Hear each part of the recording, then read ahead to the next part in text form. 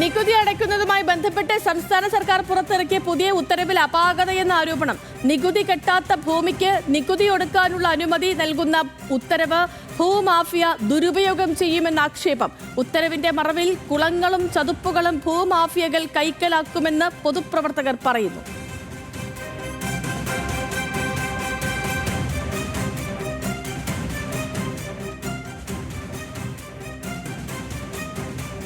മലബാർ മേഖലയിലെ ഭൂവുടമകൾക്ക് പതിറ്റാണ്ടുകളായി അനുഭവിക്കുന്ന ഭൂനികുതി പ്രശ്നം പരിഹരിക്കാനാണ് സംസ്ഥാന സർക്കാർ പുതിയ ഉത്തരവിറക്കിയത്.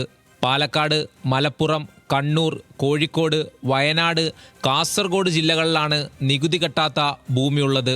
ഇത്തരത്തിൽ 20,000-ഓളം ഭൂരേഖകൾ ഉണ്ടെന്നാണ് റവന്യൂ രേഖകൾ വ്യക്തമാക്കുന്നത്. ചതുപ്പ് നിലങ്ങളും കാവുകളും കുളങ്ങളും നികുതി കെട്ടാത്ത ഭൂമിയിൽ ഉൾപ്പെടുന്നുണ്ട്. നികുതി കെട്ടാത്ത ഭൂമിക്ക് നികുതി ഒടുക്കാൻ അനുമതി നൽകിയാൽ ഭൂമാഫിയ ഇത്തരം സ്ഥലങ്ങൾ കൈക്കലാക്കുമെന്നാണ് ആരോപണം.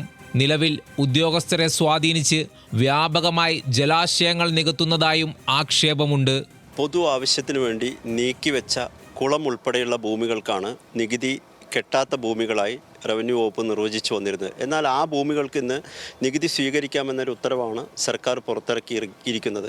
ഈ ഉത്തരവ് വലിയ അപകടത്തിലേക്കാണ് പോകുന്നത്. കാരണം നിലവിലുള്ള തണ്ണീർത്തടങ്ങൾ മുഴുവൻ റിയൽ എസ്റ്റേറ്റ് മാഫിയയുടെ സമ്മർദ്ദത്തിന് വഴങ്ങി അത് മുഴുവൻ നികത്തിപ്പോകാനുള്ള സാധ്യത വളരെ കൂടുതലാണ്.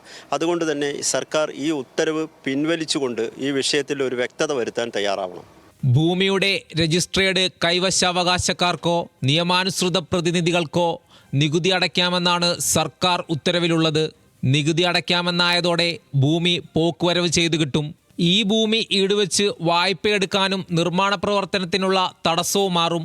എന്നാൽ സർക്കാർ ഉത്തരവ് മറയാക്കിയായാണ് ഭൂമാഫിയ തണ്ണീർത്തടങ്ങളും ചതുപ്പ് നിലങ്ങളും നികത്തി കരഭൂമിയാക്കി മാറ്റുന്നതെന്ന് പരിസ്ഥിതി പ്രവർത്തകരും ആരോപിക്കുന്നു. ജലാശയങ്ങൾ നികത്തി കരഭൂമിയാക്കുമ്പോൾ ജലക്ഷാമം രൂക്ഷമാകുമെന്ന് പരിസ്ഥിതി പ്രവർത്തകർ ചൂണ്ടിക്കാട്ടി. പരിസ്ഥിതിയെ നശിപ്പിക്കുന്ന ഉത്തരവ് പിൻവലിക്കണമെന്ന ആവശ്യവും ശക്തമാണ്. ന്യൂസ് മലയാളം, പാലക്കാട്.